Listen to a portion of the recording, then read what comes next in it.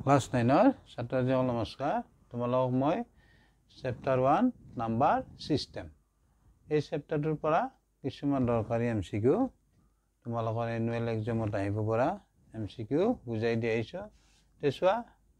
আজি আৰু মই বুজাই দিম সকলো পৰিমেয় সংখ্যাই হল চাৰিটা অপচন আছে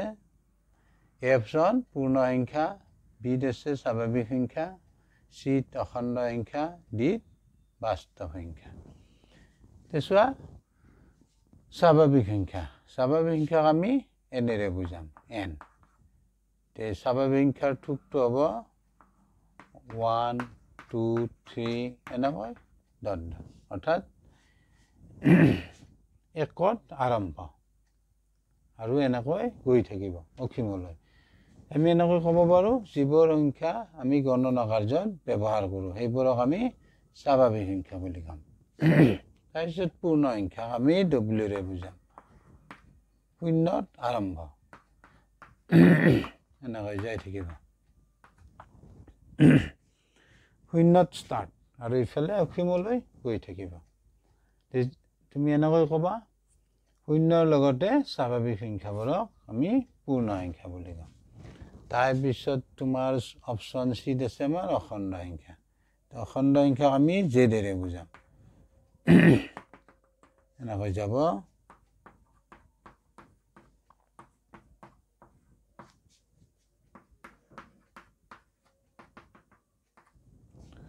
এছোৱা অখণ্ড সংখ্যা শূন্যৰ লগতে এফালে ধনাত্মক সংখ্যা আৰু ইফালে থাকিব ঋণাত্মক তেনেকৈ ক'বা শূন্যৰ লগতে ধনাত্মক আৰু ঋণাত্মক সংখ্যাবোৰক একেলগে এই থুপটোক আমি অখণ্ড সংখ্যা বুলি কম তে পালা বুজি স্বাভাৱিক পালা পূৰ্ণ সংখ্যা পালা অখণ্ড সংখ্যা পালা তাৰপিছত আহিল আমাৰ পৰিমেয় সংখ্যা হ'ল তোমালোকে জানাই যিবোৰ সংখ্যা p/q আৰ্হিত প্ৰকাশ কৰিব p/q আৰ্হিত প্ৰকাশ কৰিব পাৰি ইয়াতে কণ্ডিশ্যন থাকিব p/q অখণ্ড সংখ্যা q not equal 0 তেনেবোৰ সংখ্যাক আমি পৰিমেয় সংখ্যা বুলি কম যেনে 1/2 1 0 2 2/3 এনেকৈ এইবিলাক পৰিমেয় সংখ্যা অলপ হৈছে তাৰপিছত আহিল এতিয়া আমাৰ বাস্তৱ সংখ্যা আমি আৰেৰে বুজাম তে বাস্তৱ সংখ্যাৰ থুপটোত থাকিব স্বাভাৱিক তাৰপিছত থাকিব পূৰ্ণ সংখ্যা তাৰপিছত অখণ্ড সংখ্যা এই সংখ্যাবোৰ ৰিয়েল নাম্বাৰত থাকিব লগতে থাকিব কিউ পৰিমেয় সংখ্যাক বুজাব কিউ ডেছ অপৰিমেয় সংখ্যা এই আটাইবোৰ লগ লাগিয়ে হ'ব বাস্তৱ সংখ্যা অৰ্থাৎ পৰিমেয় আৰু অপৰিমেয় সংখ্যাবোৰক আমি একেলগে বাস্তৱ সংখ্যা বুলি কম কিউ পৰিমেয় আৰু কিউ ডেছ অপৰিমেয় জানাই যিবোৰ সংখ্যা p/q আৰ্হিত প্ৰকাশ কৰিব নোৱাৰি সেইবোৰ সংখ্যাক আমি কি বুলি কম অপৰিমেয় সংখ্যা কণ্ডিশ্যনটো একে থাকিব p/q অখণ্ড সংখ্যা q not equal 0 এই কণ্ডিশ্যনটো থাকিবই পালা বুজি তেতিয়া আমি অপচনটো বিচাৰি পালো অপচনটো হ'ব ডি সকলো পৰিমেয় সংখ্যাই হ'ব বাস্তৱ সংখ্যা বুজি পালা পৰিমেয় আৰু অপৰিমেয় সংখ্যাবোৰ একেলগে আমি ৰিয়েল নাম্বাৰ বাস্তৱ সংখ্যা বুলি কম আৰু বাস্তৱ সংখ্যাৰ ঘৰত এই আটাইবোৰ থাকিব বুজি পালা নিশ্চয়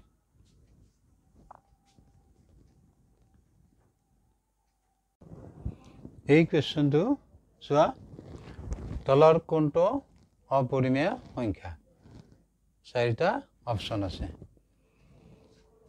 তে চাবা তুমি জানিব লাগিব পৰিমেয় সংখ্যা আমি কোনবোৰক কম আৰু অপৰিমেয় সংখ্যা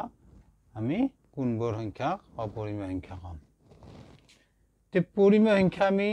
দুই ধৰণৰ পাম এটা ধৰণ হ'ল সীমিত দশমিক বিস্তৃতি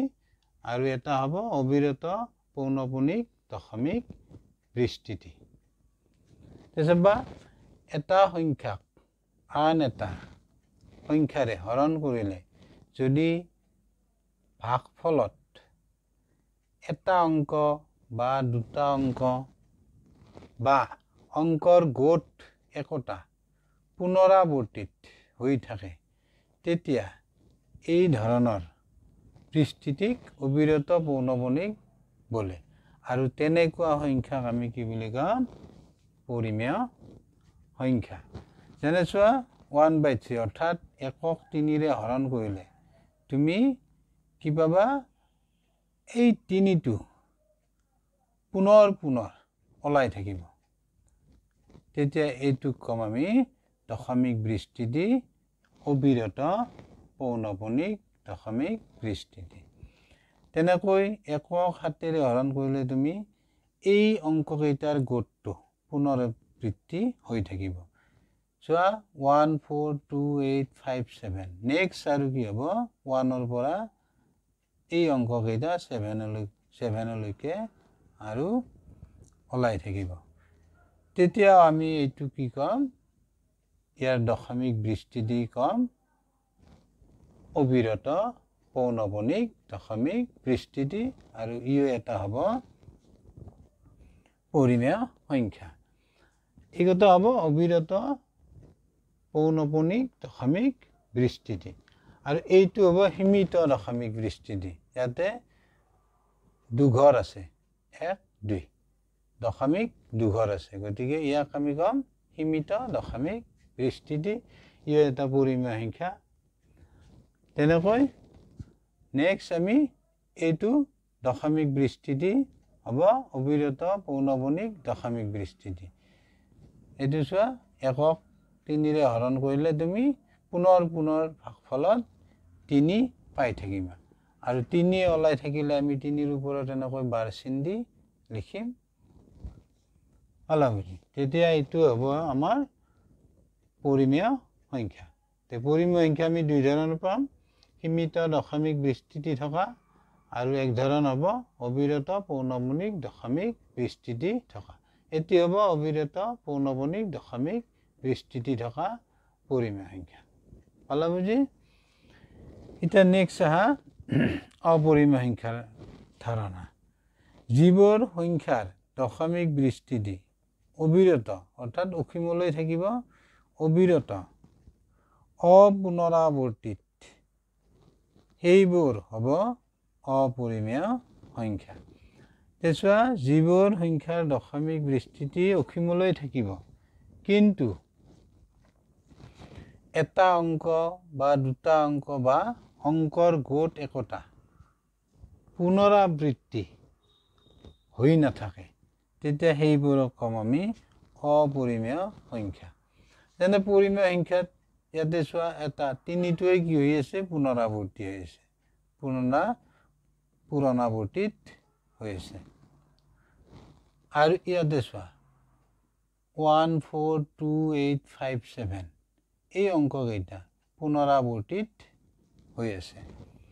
গতিকে এইটা আমাৰ কি হ'ব পৰিমেয় সংখ্যা ইয়াতে চোৱা এই সংখ্যাটোত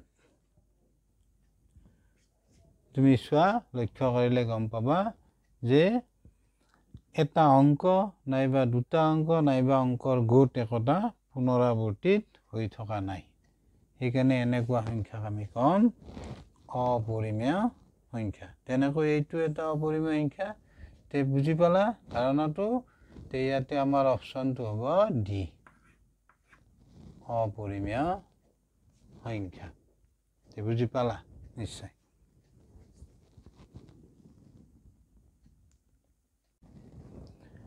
এই কোৱেশ্চনটো চোৱা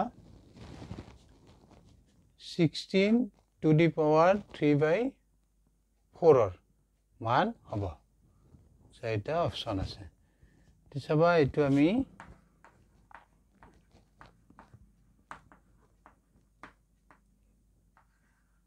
সমাধান কৰোঁ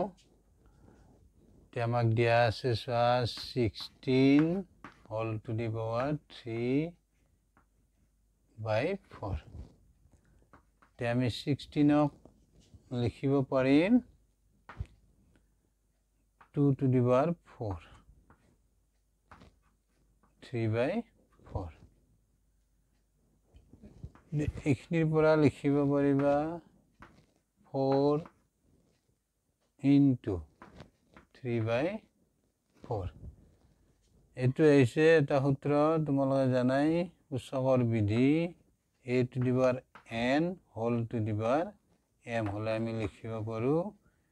a to the power n into m এই বিধিটো ইয়াতে আমি প্রয়োগ কৰিছো এটা সোয়া 4 ক্যান্সেল গলে কি থাকিল 2 to the power 3 2 to the power 3 হলে 8 হবে তে আমি পাই গলো অপশন 8 কোনটো অপশনৰ আছে C পালা বুঝি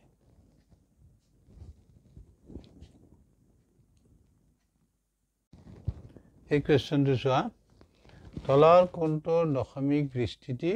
সীমিত এই অপশনৰ আছে 1/3 বি আছে 1/4 সি আছে 1/7 ডি 1/9 তেতিয়া আমি বিচাৰি উলিয়াব লাগে তলৰ কোনটোৰ দশমিক বিস্তৃতি সীমিত এই আটাইকেইটাই তোমাৰ পৰিমেয় সংখ্যা হ'ব কিন্তু কোনটোৰ দশমিক বিস্তৃতি সীমিত হ'ব আমি এটো জানিব লাগিব এছুৱা আমি পৰিমেয় সংখ্যা দুই ধৰণৰ পাম এবিধ হ'ব সীমিত দশমিক বিস্তৃতি আৰু এবিধ হ'ব অসীম পৌনঃপুনিক দশমিক বিস্তৃতি থকা পৰিমেয় সংখ্যা এতিয়া চাবা যিবোৰ পৰিমেয় সংখ্যাৰ ধৰি ললো আমি p/q এটা পৰিমেয় সংখ্যা p আৰু q অখণ্ড সংখ্যা q not equal 0 তে p/q এই আৰিৰ সংখ্যাবোৰক আমি পৰিমেয় সংখ্যা বুলি কম এতিয়া qৰ কথা তুমি জানিব লাগিব যে এই পৰিমেয় সংখ্যাটোৰ হৰ qৰ মৌলিক উৎপাদকীকৰণত যদি অকল 2 থাকে নাইবা অকল 5 নাইবা 2 আৰু 5 থাকে তেতিয়া সেইবোৰ পৰিমেয় সংখ্যাৰ দশমিক বিস্তৃতি হ'ব সীমিত তে এতে চোৱা ইয়াতে চোৱা 1/3 আছে হৰ 3 গতিকে আমাৰ হৰটো কি থাকিব লাগিব 2 অকল 2 থাকিলে হ'ব নাইবা 5 তে এটো নহয় এটো সীমিত নহয় অসীম হ'ব এতে চোৱা 1/4 হৰ আছে 4 গতিকে 4ৰ যদি আমি মৌলিক উৎপাদক বিশ্লেষণ কৰো তেতিয়া আমি কি পাম মৌলিক সংখ্যা 2 পাম তে আমি পালো নিয়মটো মতে অকল 2 থাকিলে হ'ব সীমিত দশমিক বিস্তৃতি p/q এই পৰিমেয় সংখ্যাটোৰ হৰ qৰ মৌলিক উৎপাদকীকৰণত অকল 2 থাকিলে নাইবা অকল 5 থাকিলে নাইবা 2 আৰু 5 থাকিলে দশমিক বিস্তৃতি সীমিত হ'ব গতিকে আমি বিচাৰি পালো 1/4ৰ হৰ 4ৰ মৌলিক উৎপাদক বিশ্লেষণ কৰিলে আমি মৌলিক সংখ্যা অকল 2 পাম গতিকে এটো হ'ব এনেকৈ এটো নহয় এতে 7 আছে 2 আৰু 5 থাকিব লাগিব 2 নাইবা অকল 2 নাইবা অকল 5 নাইবা 2 আৰু 5 তেতিয়া নহয় তেনেকৈ এটো নহয় বুজি পালা নিশ্চয়